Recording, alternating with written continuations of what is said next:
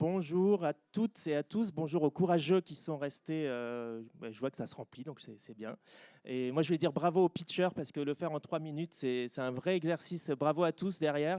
Nous, on a 45 minutes, c'est beaucoup plus large. Et donc, on est très contents.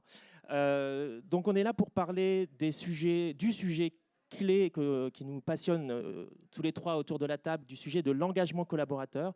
Moi, je suis Guillaume Gauzet, je suis cofondateur de l'agence ISOP, que vous avez vu ce matin sur des sujets techniques comme la CSRD, mais qui accompagne aussi les entreprises sur toute sa partie valorisation des engagements et notamment l'engagement interne. Donc, comment on aide les collaborateurs à porter les propos de l'entreprise ou des passions personnelles. On va le voir dans quelques moments.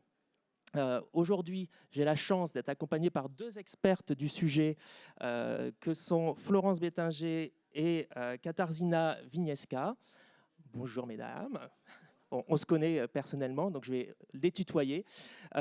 Katarzyna, pour ceux qui ne la connaissent pas, est directrice IMIA, directrice RSE IMIA pour Sephora depuis 6 ans. Et auparavant était aussi en charge de la RSE chez Nespresso pendant 7 ans. Donc, expert depuis plus de 15 ans de ces sujets de transition et d'engagement dont on va parler dans quelques instants. Et puis nous avons Florence, donc Florence Bétinger, qui est la cofondatrice de la société à mission Gobi. Gobi, c'est cet objet que vous connaissez pour beaucoup, puisque j'en ai vu dans la salle tout à l'heure. Gobi a été fondé il y a 14 ans, et c'est vrai que c'est, je pense qu'on peut le dire, la société qui a fait rentrer le sujet du zéro déchet dans l'entreprise. Je ne me trompe pas, mais je pense que c'est plus de 2 millions de salariés qui sont équipés aujourd'hui de gourdes et qui, de fait, initiaient ce changement du quotidien dans les habitudes du quotidien.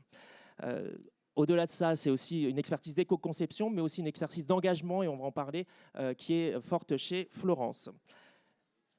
Notre sujet, c'est un sujet qu'on porte beaucoup chez ISOP, puisqu'il est dans notre nom. Nous, on a choisi le nom d'une plante, ISOP, c'est l'ISOP en français. C'est une plante qui est très essaimante, parce que notre conviction, c'est qu'il faut embarquer, engager les collaborateurs pour mettre en œuvre une politique RSE. Ça ne sert à rien d'avoir de beaux PPT ou de beaux dossiers sur les étagères. Si vos collaborateurs ne sont pas partie prenante et n'adhèrent pas au projet, on n'ira nulle part. Donc, c'est pour ça que depuis 4 ans, on a fait pas mal de programmes d'engagement, que ce soit pour des grandes ou des plus petites marques, et qu'à chaque fois, on a des recettes dont on pourra parler un peu plus tard qui pourraient vous servir dans votre entreprise. Et on arrive aussi à développer, et ça c'est peut-être important pour vous, des programmes plus spécifiques, par exemple pour des managers RH, là chez Renault, mais aussi pour des franchisés. Je ne sais pas si chez vous il y a quelques franchiseurs, mais c'est vrai que c'est important aussi, on n'engage pas de la même manière des salariés que des franchisés. Et on engage aussi des partenaires. Donc c'est aujourd'hui le sujet des collaborateurs, mais c'est important d'engager tout son écosystème et pas que ses collaborateurs.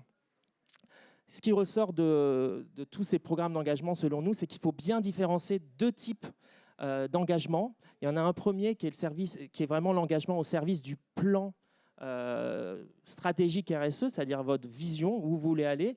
Et là, on parle plus de sensibilisation, de montée en compétence des collaborateurs pour qu'ils puissent eux-mêmes porter les sujets RSE dans l'entreprise. Par exemple, ici, on avait fait chez Renault un sujet de lutte contre le sexisme ordinaire. C'est un sujet d'engagement du quotidien pour que la qualité de vie au travail soit meilleure. Et ça répondait à un objectif très fort stratégique de Renault, d'être une entreprise plus en avance sur ces sujets d'E&I. Et il y a un deuxième niveau d'engagement, tout aussi important, qui est celui de la marque employeur plutôt, qui est là où on va engager les collaborateurs pour un niveau plus personnel. Le premier est plutôt à un niveau global entreprise. Là, on parle plus de comment on engage les gens, pour les collaborateurs, dans leur recherche de sens. Je pense que vous avez vu des études où il y a une étude qui est sortie en mars où 39% c'était une étude Welcome to the Jungle, où 39% des jeunes préfèrent refuser un poste dans une entreprise qui n'a pas d'engagement RSE. Donc c'est évidemment éminemment important d'engager aujourd'hui les collaborateurs en leur donnant aussi un espace d'expression personnelle, et on verra ça avec l'exemple de Sephora. Ces deux types d'engagement un macro et un plus personnel, ils sont différents, mais ils sont complémentaires. Dans l'entreprise, c'est bien quand on peut faire les deux, ce n'est pas toujours le cas, mais quand on peut, c'est idéal. Et ils ont tous les deux un même enjeu, qui est d'engager tout le monde, parce que c'est ça l'enjeu de l'engagement, c'est comment on ne laisse pas les gens, une partie des employés ou des salariés sur le côté, et de façon pérenne, parce que c'est facile d'engager pour un coup, pour une semaine de l'engagement dans l'année, mais comment on continue cette dynamique dans le temps, c'est ça l'enjeu. Et donc, pour parler de ces deux sujets, nous avons choisi justement de discuter avec deux types d'engagements différents. Donc, on va avoir Florence d'abord sur cet engagement plutôt sur le chemin de la RSE, comment j'embarque mes collaborateurs, je les fais monter en compétences sur les sujets RSE. Et puis, Katarzyna nous parlera plus via l'ERG de Sephora sur les sujets d'engagement personnel dans l'entreprise, dans le personnel qui fait du collectif, hein, bien sûr. Donc, peut-être on commence par toi, Florence. Pour cette première solution, pour engager l'entreprise sur le chemin de la RSE, c'est vrai que j'aime bien cette petite phrase, c'est l'engagement par la gourde. Ça semble pas si évident. Est-ce que tu peux nous en parler? Comment ça s'est passé? Bonjour tout le monde, ravie de partager mon expérience avec vous. Moi, j'ai créé Gobi en 2010, donc la préhistoire hein, sur nos sujets, dans un moment en fait où personne n'avait de gourde dans son tote bag. Ça paraît complètement faux aujourd'hui. Et on est parti d'un constat en fait qui était que tous les jours, nous-mêmes dans les entreprises dans lesquelles on travaillait, et moi j'étais consultante en RSE, j'allais dans des entreprises tous les jours, les poubelles débordaient à côté des fontaines à eau et des fontaines à café, de gobelets et de bouteilles jetables qui étaient distribuées gratuitement. On a creusé un peu, on s'est rendu compte que les chiffres étaient massifs, que c'était 4 milliards par an juste en France, juste pour s'hydrater, boire son café au bureau. Et en voyageant, on s'est rendu compte aussi qu'on avait un gros décalage culturel en France sur l'appropriation de ces pratiques du réutilisable, qui était encore considéré comme un truc de randonneur ou d'écolo hyper convaincu. Mais en tout cas, à l'époque, personne ne se serait imaginé au bureau avec une gourde. Et on a décidé de se jeter à l'eau et de se dire, en fait, on pourrait avoir un levier d'accélération massive, de réduction d'impact sur ces sujets en passant par l'entreprise. C'est-à-dire, si j'arrive à convaincre un employeur d'équiper 300 collaborateurs, 3000 collaborateurs et que toutes les entreprises de France se mettent à faire ça, en quelques années, je devrais pouvoir avoir transformé les habitudes. Et donc, au fait, au départ, ce n'était pas forcément la gourde. Pourquoi tu as choisi la gourde? Oui, notre sujet, c'était comment accélérer la transformation des pratiques sur ces sujets. Et on était consultants et j'avoue qu'on a eu envie de passer à quelque chose d'hyper concret. Et ça nous amusait de se demander comment on pouvait provoquer un changement juste par l'objet. Et donc de se dire, OK, on vous propose un challenge, les clients qu'on allait voir. Et si vous supprimiez tous les gobelets qu'il y a auprès des fontaines, que vous offriez ce premier modèle là, qui effectivement a été la gourde de débutant de 2 millions de Français, que chacun peut porter au bout du doigt, qui se renverse plus quand on part en réunion, enfin, finalement qui est plus pratique que le gobelet jetable qu'on a l'habitude d'utiliser, qui se personnalise avec son prénom parce que personne n'a envie de, même avant le Covid, de boire dans la gourde de quelqu'un d'autre. Et donc on a fait ce pari de la transformation par l'objet, en passant par le design, donc vraiment en pensant usage. Et puis après, on s'est intéressé au sujet d'éco-conception, qui était comment je m'assure finalement que cet objet qui doit remplacer quelque chose de polluant sur l'ensemble de son cycle de vie permet de véritables gains pour l'environnement. Donc ça, on a pu mesurer, c'est-à-dire qu'on a travaillé sur ce qu'on appelle la référence d'usage. Qu'est-ce que ça génère comme problème pour l'environnement, l'utilisation d'un an de jetables que tu ne fais pas évidemment dans ta vie, et on a comparé en face sur l'ensemble du cycle de vie d'une gourde Gobi qu'on pouvait avoir 70% de gains sur l'impact indicateur climatique, sur l'eau, sur l'épuisement des ressources, etc. Et du coup, en 10 ans, est-ce que tu as vu une évolution dans l'entreprise de l'engagement? Alors, ce qui est très intéressant, c'est qu'au tout début, comme c'était absolument, il n'y avait aucun budget dans les entreprises et aucune obligation légale de faire ça, on a bien ramé. Mais ça a été poussé par alors des collectifs de salariés, puisque souvent on approchait les entreprises et elles nous disaient, quand on fait des enquêtes internes, c'est souvent un item qui revient, on pourrait faire mieux là-dessus. Et des individus extrêmement engagés qui ont fait du lobbying pour porter ces sujets et dire si, nous, entreprises, c'est aussi à nous de faire ça dans notre fonctionnement quotidien. Et beaucoup beaucoup de gens convaincus de se dire on peut mettre en place des feuilles de route complexes, et c'est ce sur quoi je travaille avec mes clients, la boucle d'eau fermée dans les usines, les trajectoires carbone, qui étaient assez impalpables par les collaborateurs. En revanche, ça, c'était visible, immédiat, quotidien. Donc, et ça continue encore aujourd'hui à être une bonne base, en fait, RSE. Et ce qu'on a constaté aussi, c'est qu'il y avait des populations qui adoptaient immédiatement le geste et d'autres pour lesquelles c'était beaucoup plus complexe. Il fallait surmonter la crainte d'apparaître avec ça en réunion, de boire au goulot, de devoir laver.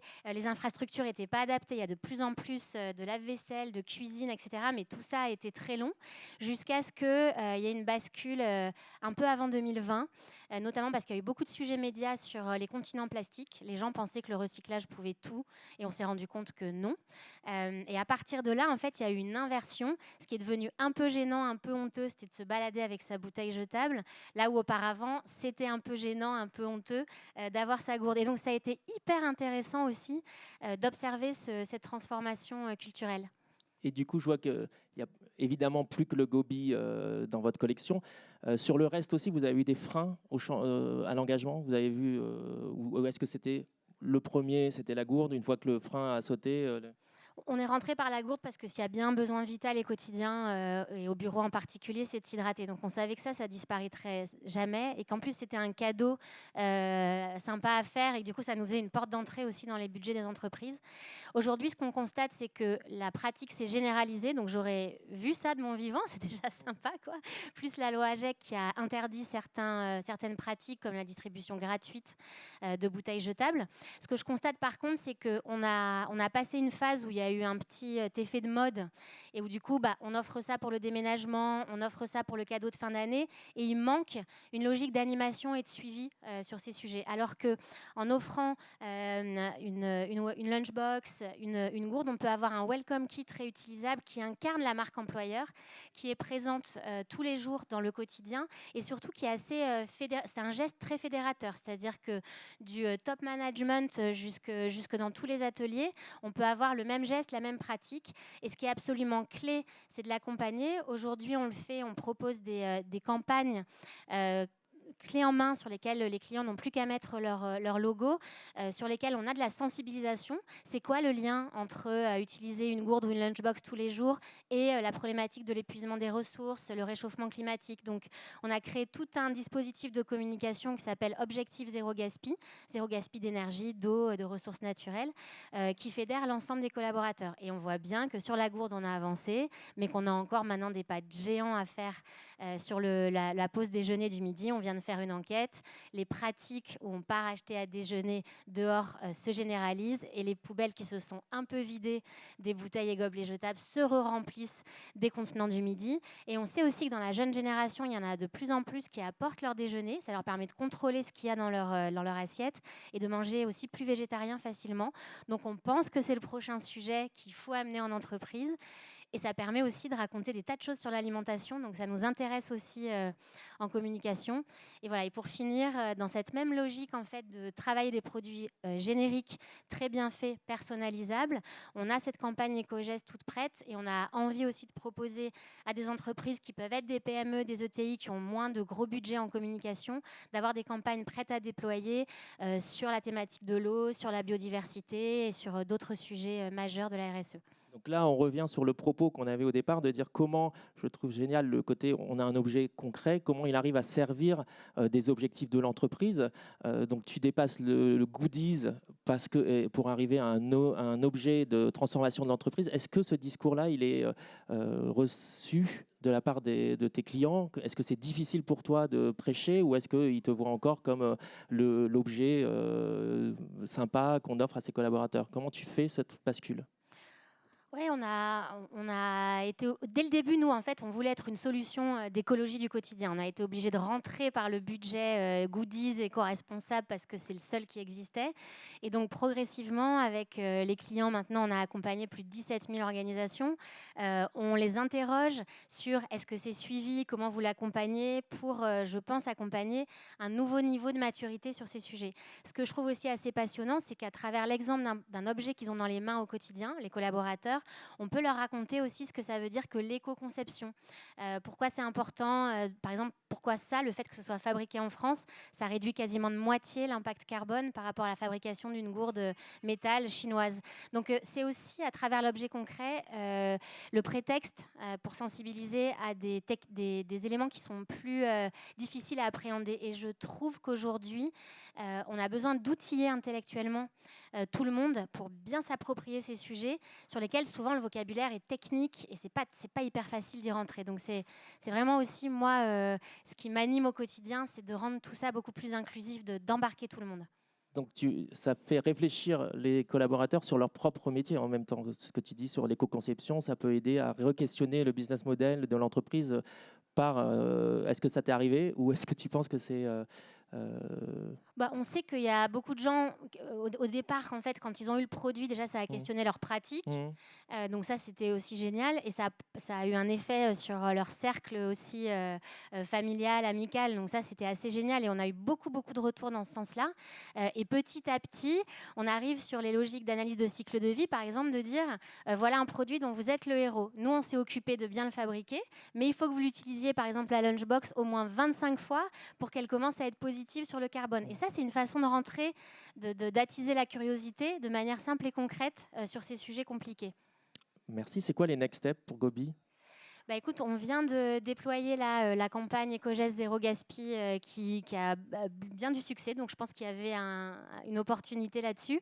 Et donc, l'idée, c'est d'arriver à avoir, pareil, des campagnes simples et très fédératrices sur les grands sujets de la RSE et qu'on a envie de faire en partenariat avec des agences, notamment avec ISOP, avec qui on adore travailler. Merci. Voilà.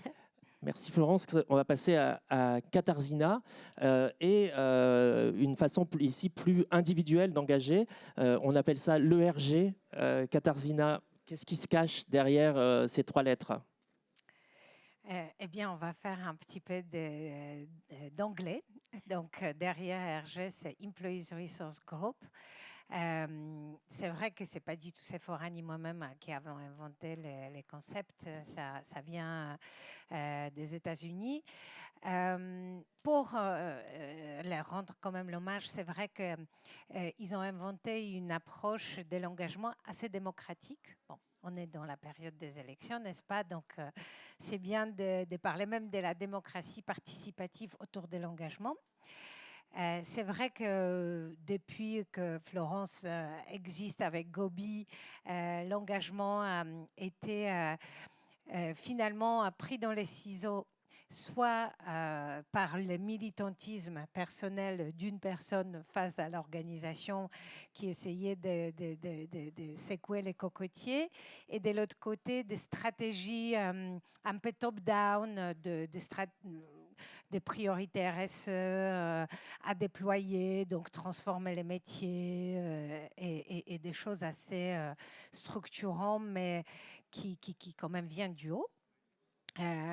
Et chez Sephora, bon, rien qu'en France, on est 5000.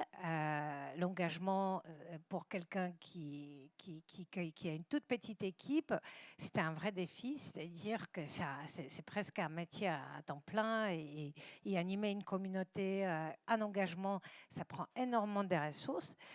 Et j'étais assez frustrée par les options qui se sont offertes à moi. Entre les journées solidaires qui sont certes incroyables, mais qui touchent très peu de monde, entre la possibilité de faire une journée citoyenne où tout le monde va repeindre les façades des associations pour lesquelles les associations n'ont juste pas la capacité à s'organiser et n'ont même pas les besoins pour qu'on fasse ça. Il y avait plein de choses qui se bousculaient dans ma tête, et puis surtout, plein En fait, j'ai aussi apprivoisé la diversité des besoins des collaborateurs, donc qui venaient me voir parce que les poubelles débordaient, qui venaient me voir parce qu'ils voulaient avoir des repas végétariens, qui venaient me voir parce qu'ils voulaient faire des collectes solidaires pour telle ou telle assoce. Et en fait, c'était une grosse réunion des copropriétés où chacun y allait de son propre engagement. Et finalement, je me suis dit, quelle serait la force qui canaliserait et surtout permettrait à combiner l'engagement personnel avec les valeurs de chacun. Et comment marier ça avec finalement quand même la mission qui est la mienne, qui est transformer l'entreprise. Et du coup, j'ai avec beaucoup d'attention, j'ai regardé mes amis américains qui, depuis quelques années, ont mis en place ce dispositif des Employees Resource Group et en fait, qui créent des communautés à l'intérieur de la société, encadrées par un leader, un bureau qu'on appelle la core team, et qui mettent en place des actions qui leur semblent justes, mais qui, voilà, à qui l'entreprise donne un terrain de jeu à travers tout simplement un mandat d'organisation, un budget, un calendrier, un soutien, car chaque ERG a un sponsor dans les comités de direction. Donc, c'est quand même un petit peu encadré et un petit peu soutenu aussi par le management. Et c'est comme ça qu'on a, il y a 18 mois, proposé ces formats. Aujourd'hui, 18 mois plus tard, il y a 3 ERG chez Sephora. Les premiers autour de la communauté LGBT. Deuxième autour de l'engagement pour l'environnement. Et troisième pour l'empowerment en féminin. Et ce sont des dynamiques qui aujourd'hui démultiplient de façon extraordinaire la puissance d'engagement, qui les ancre dans la culture d'entreprise et qui sont des vecteurs incroyables des déploiements de la stratégie RSE. C'est là où l'individuel organisé dans les collectifs rencontre le besoin de transformation de l'entreprise par elle-même. Et donc, c'est comme ça, exactement quand Florence, d'un objet, est allée dans la transformation de la pensée jusqu'au sensibiliser les gens à l'éco-conception. Et nous, pareil, d'un engagement qui, au départ, pouvait sembler juste symbolique, on va petit à petit vers une modification profonde des pratiques de l'entreprise, de sa façon de penser, la stratégie, etc. Mais du coup, de façon concrète, ça prend beaucoup de temps pour les employés. Comment vous avez dû aménager du temps? Comment ça fonctionne concrètement? C'est vrai qu'en plus, on ne leur donne pas du temps exprès pour exercer cette activité, même si, bon, on a une leader d'ERG parmi nous. Donc, Claire, ça te prend combien de temps? 10% de ton temps? Oui, ça dépend des moments. Mais c'est vrai que, voilà, être leader d'une ERG est un engagement de cet ordre, par 5-10% par quand même, en fonction des périodes. Elle a chaque leader a autour de ça vraiment une garde rapprochée des gens qui s'engagent de manière régulière et qui surtout impulsent les actions phares d'une ARG. C'est-à-dire ce sont un peu les chefs des projets des différentes initiatives que ARG a souhaité déployer. Et après, les participants, c'est vraiment sur les temps libres, souvent en pause déjeuner ou en fin de journée. Donc, on n'a pas vraiment un mandat des temps libres, mais on sait que les collaborateurs, ça leur prend une partie de leur temps, mais cet engagement que ça génère nous semble tout à fait justifié et plus que productif pour l'entreprise. Justement, en termes de résultats, est-ce que des 3 ERG, il y a des différences en termes d'engagement? Est-ce que tu vois des choses de communauté? Comment ça fonctionne par rapport à... Est-ce que demain, il peut y avoir plus encore d'ERG? Est-ce que vous avez restreint le nombre d'ERG? Comme tout mouvement démocratique, c'est pas facile à animer à long terme. Mais aujourd'hui, les 3 ERG qui sont lancés, ils sont là et leur activité ne cesse pas de s'accroître. et le nombre d'influences, leur zone d'influence grandit. Donc, en soi, je pense que c'est un premier facteur du succès. Leur influence sur l'entreprise progresse. Ils sont de plus en plus consultés de manière officielle comme étant, oui, une partie prenante interne sur lesquelles on va poser les questions par rapport, je donne l'exemple, comment rendre les congés parentaux plus égalitaires. On va interroger les RG près de Sephora pour savoir est-ce qu'ils estiment voilà, qu'aujourd'hui, des parents qui sont du même sexe et qui adoptent un enfant se sentent voilà, aussi bien équipés que n'importe quel autre couple. Et du coup, il y a effectivement une vraie dynamique, ce qui ne veut pas pour autant dire qu'il n'y a pas de frustration. Comme dans tout engagement personnel, à un moment donné, on aimerait tellement que ça aille plus vite, que ça aille plus fort. Voilà, on fluctue dans ces moments de déception. Mais ça fait partie je pense que ça fait partie du chemin de ça peut être un danger presque d'ouvrir des promesses, de dire vous allez pouvoir via un ERG vous exprimer, vous engager, et si l'entreprise n'est pas à la hauteur, c'est-à-dire n'offre pas le temps, les moyens, etc., est-ce que tu as ressenti parfois des déceptions, ou est-ce que tu peux... Il y a surtout au départ une déception de la capacité d'une ERG de mobiliser les autres. Et en fait, c'est ça qui est génial. C'est que dès l'instant où quelqu'un a une idée, il ne peut pas y aller tout seul et il ne peut pas en vouloir à l'entreprise de ne pas le faire. Ça commence par sa propre capacité de mobiliser les autres autour de soi. Et ça, c'est vraiment un moment de vérité où on se dit, bon, j'ai cette idée-là, j'ai envie de la mettre en place. Qui autour de moi aimerait m'aider à la faire vivre? Et dès l'instant où on s'est frotté par rapport à cette difficulté-là et qu'on a déployé cette première zone d'influence qui est rassembler un nombre suffisant de personnes pour peser dans la décision, eh bien, on est beaucoup plus fort à aller se confronter à la difficulté opérationnelle de mettre quelque chose en œuvre dans l'entreprise. Et je pense que les frustrations, elles peuvent se situer à ces deux niveaux.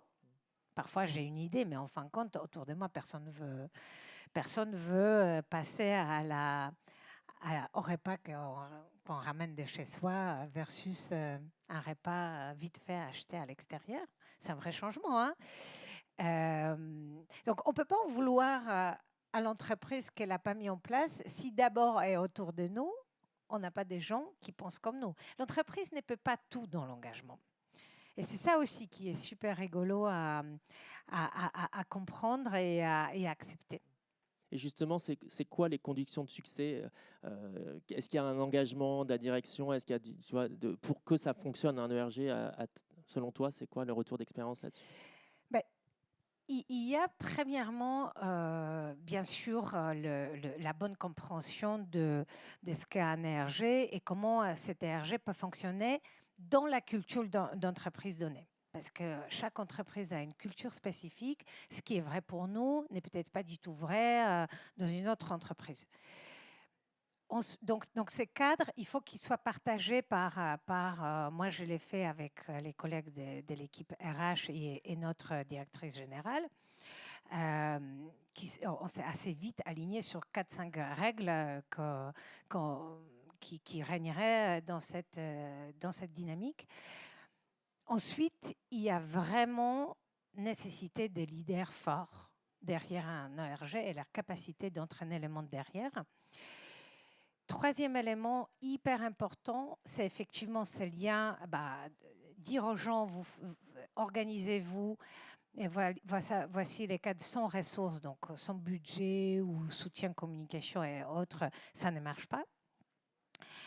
Et puis, in fine, il y a quand même un vrai changement de mindset dans le sens, on a parlé de démocratie participative, et d'accepter que dans la RSE, dans l'animation des collaborateurs, il y a quelque chose qui nous échappe. En tant que manager, et surtout, on n'aime pas trop ces moments où, non mais attendez, ils veulent faire ça, mais on a vraiment envie qu'ils fassent ça, mais c'est peut-être mieux qu'ils fassent autre chose. Mais on dit, bah voilà, est-ce que c'est quelque chose qui est de nature à établir une nouvelle règle parce que c'est vraiment impensable, ou est-ce que c'est parce qu'on préférait qu'ils fassent autre chose, mais ils préfèrent faire autre chose?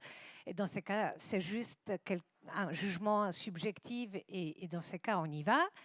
Et donc, accepter que les choses nous échappent est vraiment aussi une condition de réussite. Parce que sinon, ces gens, ils deviennent instrumentalisés Mm.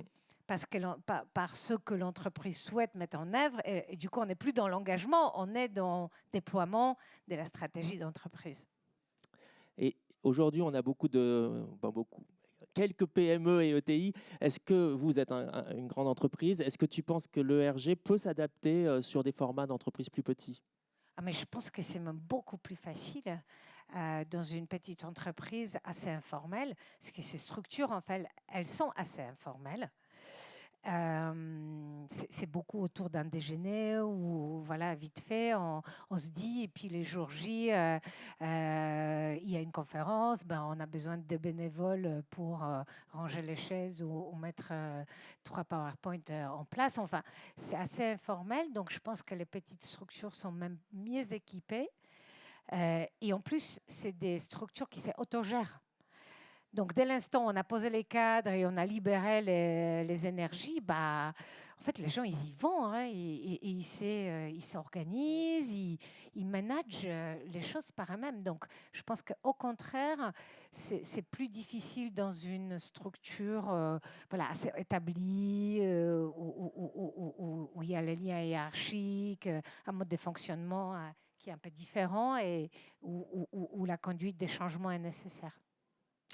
Parfait, merci beaucoup. Alors, on a essayé, comme vous l'avez vu, de vous présenter deux styles d'engagement bien différents, tous les deux un peu innovants. Le premier par l'objet, on parlait de Gobi, le deuxième par l'ERG. Est-ce que vous auriez des questions, soit pour Florence, soit pour Katarzyna? Est-ce que vous voulez... Pas de questions, c'est que tout était très clair.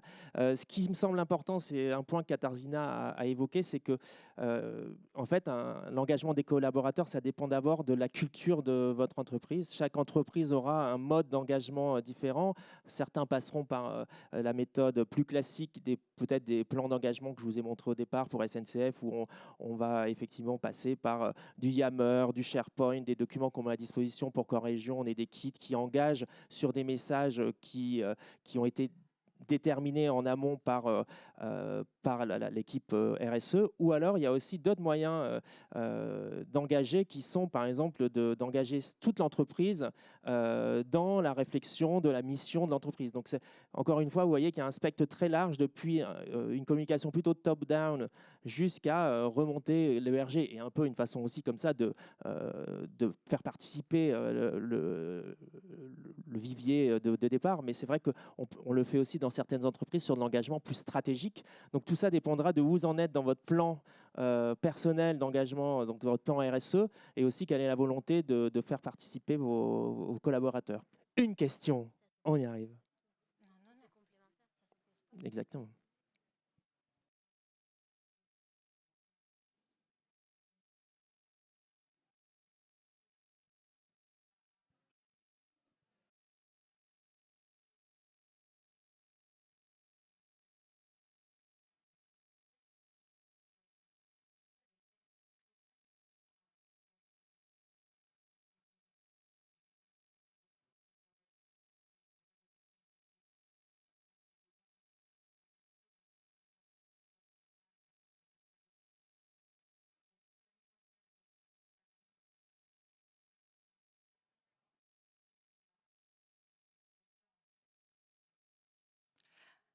Bah, c'est une très bonne question. Et en fait, ce que je n'ai pas dit, c'est que l'ERG n'est pas la seule façon d'animer nos collaborateurs autour de sujets RH. Et vous avez raison du coup de les soulever. on a aujourd'hui dans l'entreprise des modes d'animation autour des sujets stratégiques RSE beaucoup plus classiques. Je prends l'exemple de nos magasins. On a un réseau des référents RSE dans chaque magasin pour déployer des actions d'économie d'énergie, le recyclage des déchets, la communication autour des produits responsables, etc. Donc, c'est vrai que ce sont des réseaux qui, de manière très classique, donc anime un sujet à travers les briefs, une animatrice qui a ça dans son description de poste, et donc ça existe. Ce sont juste des modes d'engagement beaucoup plus complémentaires, et ils dégagent une autre énergie. Par exemple,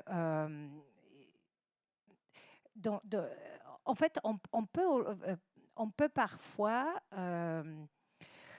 avoir par cette injonction, oui, bien sûr, il faut économiser de l'énergie, etc. Mais si la préoccupation des collaborateurs du siège est l'histoire des poubelles, et franchement, chez nous, c'est arrivé comme ça, sans blague, Claire, sans blague.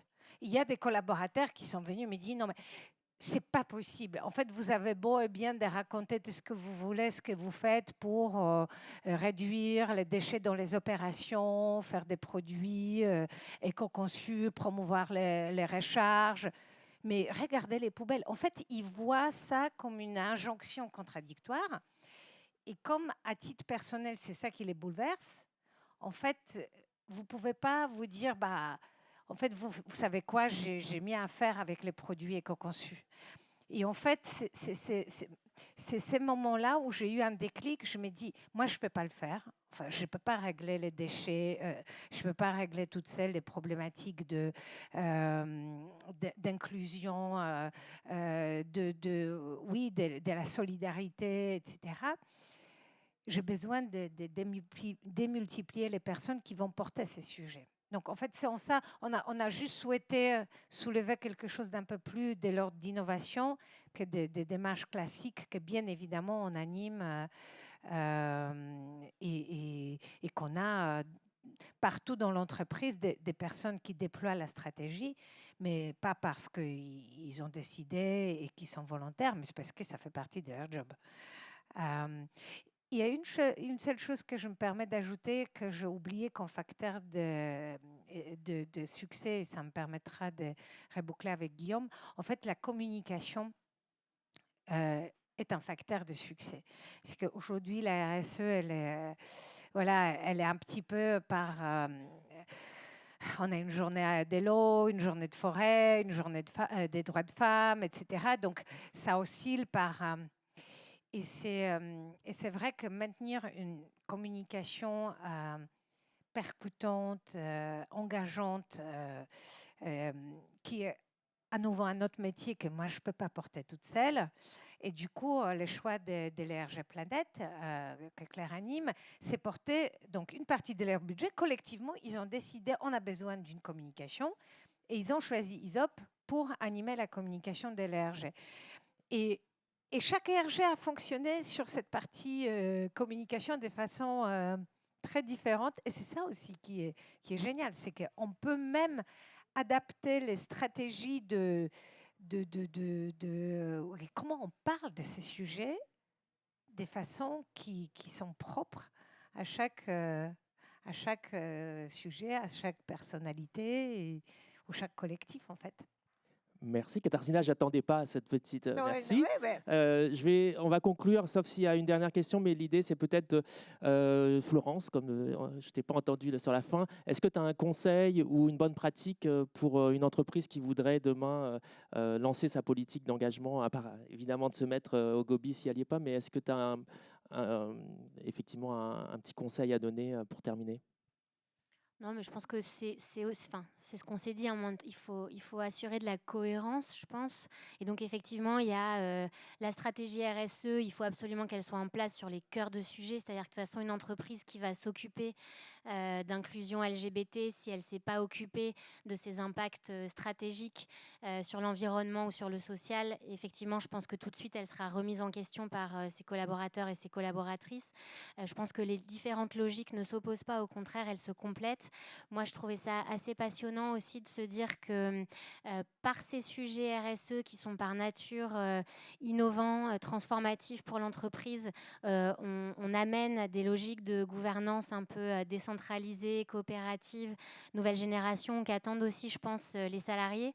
Du coup, de pouvoir, ça va être tout l'enjeu, quoi, d'arriver à bien articuler entre ce qui doit être l'idée par le top, dont c'est la responsabilité d'identifier les enjeux clés, de bien les driver, de les rendre clairs et d'engager pour que les gens soient fiers de leur entreprise. Parce que sinon, je pense, un des facteurs de turnover aujourd'hui assez important, quoi, de se sentir aligné, d'être heureux d'aller au travail, d'être fier.